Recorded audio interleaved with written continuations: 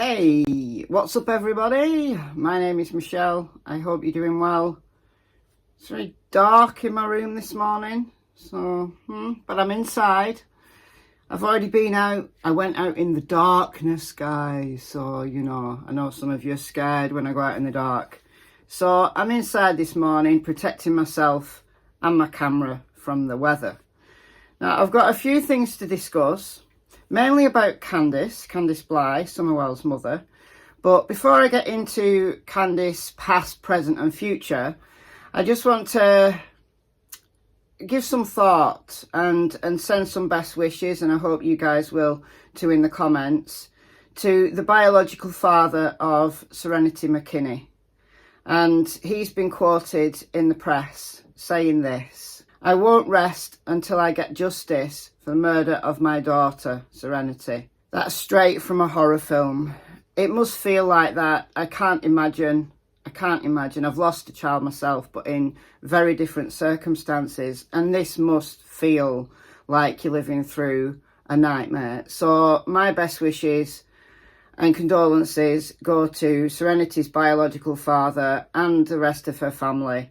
And I hope very much that we get some justice for Serenity. And I'm confident that we will in this case.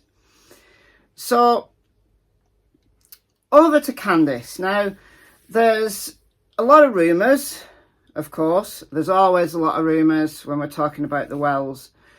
And I just want to dispel one thing that came up in my Facebook group, but allegedly somebody, or I don't know how many people, believe that I've said in a video that Candus and her sisters were adopted.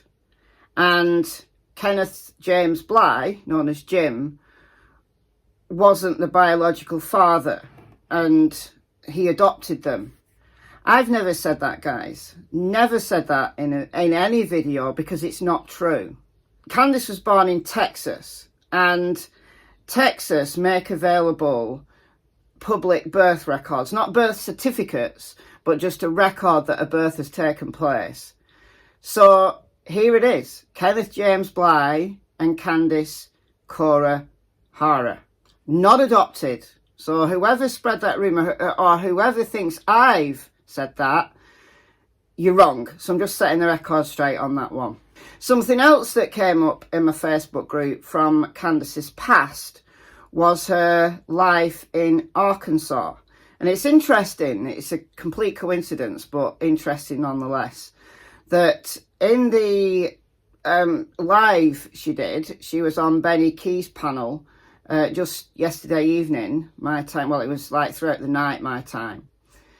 She said that she really enjoyed her time in Arkansas, and she was there 6 to 7 years on and off. I don't think she lived there consistently. And I've got a few addresses for Candus in Arkansas around kind of 2006, 7, that kind of thing. She met Don, I believe, in Arkansas, and she was working the carnival and she really enjoyed the life.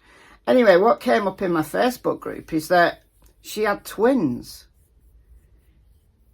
She had twins while in Arkansas. Now, the person who said this has told the group that she knew Candus when she lived in Arkansas, so she knows that Candus had twins.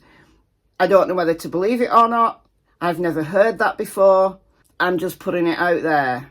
We do know she had 2 children, Candus III and then Andrew Jr., when she lived in Wisconsin when she was very young. We've also heard from Candus's own mouth that she had another child, a daughter, that she put up for adoption right from kind of hospital. She was very young. She knew she couldn't cope with the baby. But this news about twins is complete news to me. Has anybody else heard that? Anybody who's in contact with Candus? Do you care to ask her? Did she have twins when she was in Arkansas?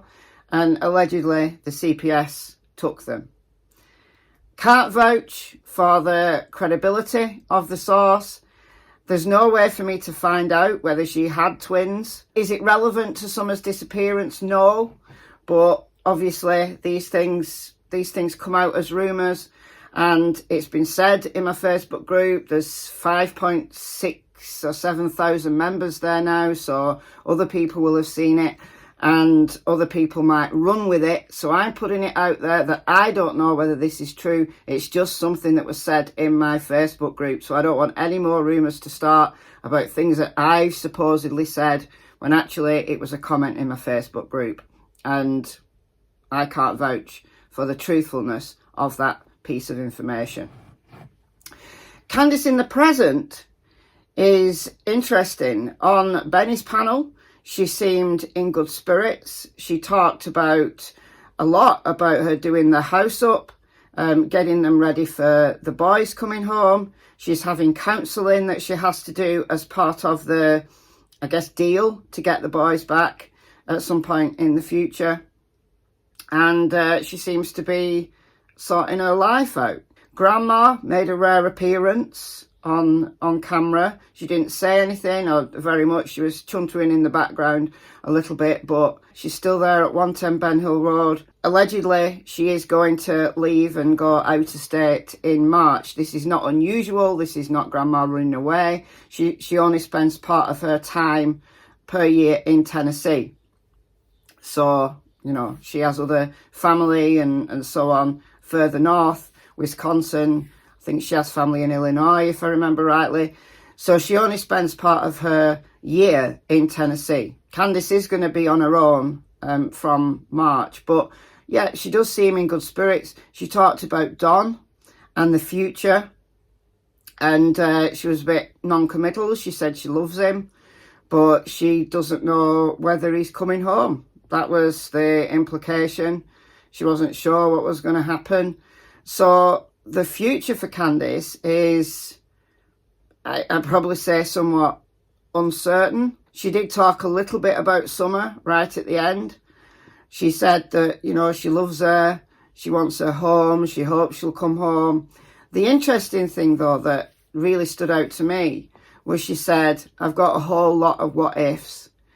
And we all have those, don't we? We all have regrets in life. We all wish things could have been different. Things could have turned out differently. If only XYZ had have happened rather than ABC. She kind of said this in the kind of part of the conversation where she was talking about Summer. So it leads me to the obvious conclusion. Does she regret what happened on that day, the 15th of June? She's going to have a whole lot of regret as to, you know, what she could have done differently, how she could have changed the events of that day. We're all wise in the benefit of hindsight.